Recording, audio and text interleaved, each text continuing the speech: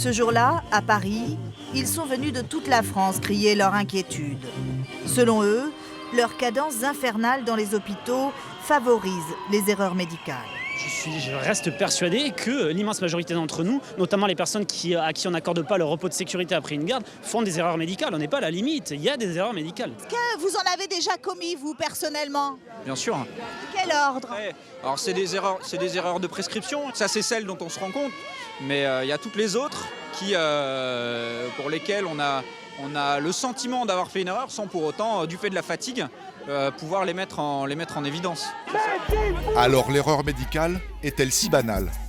Pour le savoir, nous avons voulu passer 48 heures avec un interne dans un hôpital. C'est le CHU Robert Debré à Reims qui a accepté de nous recevoir. Et dès la première nuit, nous avons été les témoins d'un décès suspect. De manière totalement inattendue, pendant la nuit, un homme de 79 ans qui souffrait d'une insuffisance rénale est décédé d'un arrêt cardiaque. En fait, nous découvrons que ce patient a subi quelques jours plus tôt un scanner, un examen déconseillé dans son cas. Il n'aurait pas supporté le produit de contraste injecté lors de cet examen. C'est un interne qui a commis l'erreur. Il a eu une injection d'iode. Malheureusement, cette injection d'iode a provoqué une insuffisance rénale aiguë.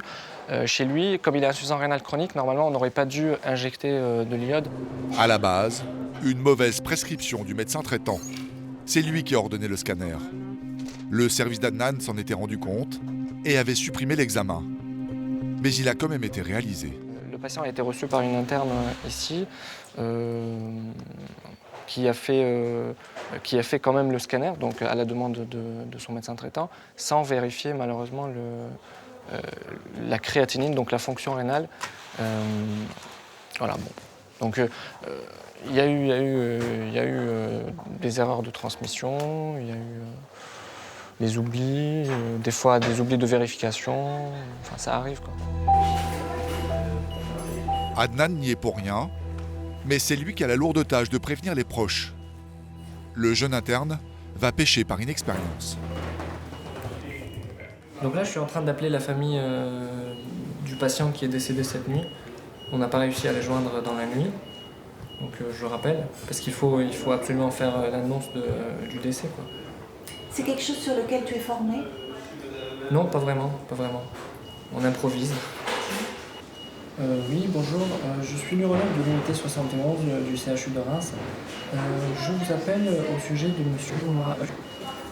Je vous laisse ce message parce que malheureusement, monsieur Moura est décédé cette nuit. Voilà, je suis désolé, je vous expliquerai tout ça au téléphone ou si vous passez à l'unité 71. Voilà. Au revoir. Donc voilà, bon, je retourne au boulot. C'est parti. C'est reparti. Une annonce de décès laissée sur un répondeur téléphonique. La chose à ne pas faire. Son chef de service le sermonne immédiatement. Tout ce qui est les annonces, que ce soit cancer, que ce soit décès, etc., c'est directement de vive voix. Hein. Tu ne laisses pas un message comme ça qui est un message très angoissant par téléphone. Okay. Là, on est plus sur de la communication que sur du médical pur, on va dire. Hein. Mais voilà, on ajuste un peu au fur et à mesure.